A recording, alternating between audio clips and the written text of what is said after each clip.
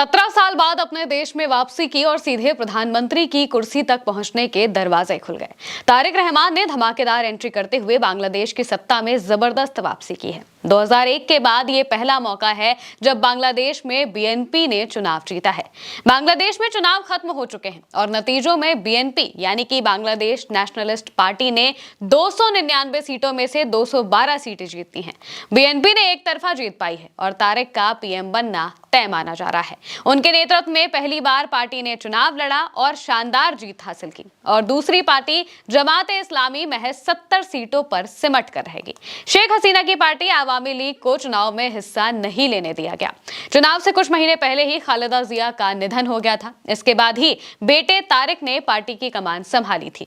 तारिक के समर्थक उनको ही बांग्लादेश का संभावित प्रधानमंत्री बता रहे हैं। ऐसा माना जा रहा है कि अब वो बांग्लादेश के पीएम बनेंगे। तारिक रहमान चुनाव से लगभग 1 महीने पहले ही सालों बाद बांग्लादेश वापस आए थे।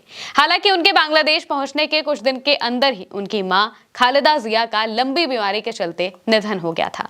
इसी के बाद पार्टी की पूरी कमान उनके हाथों में आ गई।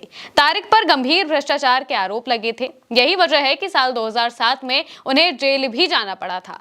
उस समय तारिक ने 18 महीने जेल में ही गुजारे। जेल से बाहर आने के बाद और दोबारा गिरफ्तारी से बचने के लिए 2008 में वो लंदन चले जाते हैं। उस समय सरकार ने तारिक को इलाज के लिए देश से बाहर जाने की अनुमति दी थी। हालांकि इसके बाद वो देश वापस नहीं लौटते हैं।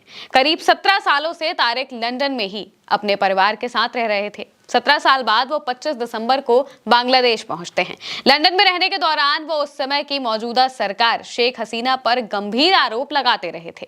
इसके साथ ही राजनीतिक जानकारों का मानना है कि पार्टी कार्यकर्ता तारिक रहमान को ही अपना नेता मानते चले आ रहे हैं। यही वजह है कि ऐसा माना जा रहा है कि तारिक ही अब बांग्लादेश के अगले पीएम बनेंगे। तारिक रहमान ने 2 सीटों से चुनाव लड़ा था और दोनों ही जगह पर बम्पर जीत हासिल की। इस वजह से पार्टी काफी मजबूत स्थिति में है और बांग्लादेश को नया प्रधानमंत्री मिलने वाला है। अब बात भारत बांग्लादेश के रिश्ते पर भी करनी जरूरी है कि अगर तारिक प्रधानमंत्री बने तो भारत की तरफ उनका रुख कैसा होगा। दरअसल इससे पहले जब 2001 में बीएनपी सत्ता में थी तो उसका हिस्सा जमात इस्लामी भी थी। ये दोनों मिलकर भारत विरोधी नीतियां चलाते थे। लेकिन अब जमात इस्लामी जिसके पाकिस्तान से मजबूत रिश्ते हैं वो बीएनपी के गठबंधन का हिस्सा नहीं है बल्कि विपक्ष में है।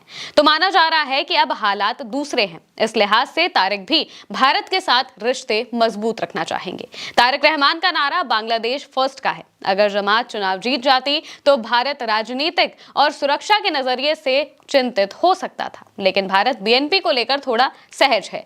बीएनपी का जमात से अब कोई गठबंधन नहीं है और पार्टी ने भारत के साथ मिलकर काम करने की इच्छा भी कई बार जताई है। तारिक रहमान बांग्लादेश को सबसे आगे रखते हुए भारत को बराबरी का पार्टनर मानने की बात करते हैं। वो भारत के साथ रिश्तों को रीसेट करने की बात भी कर चुके हैं।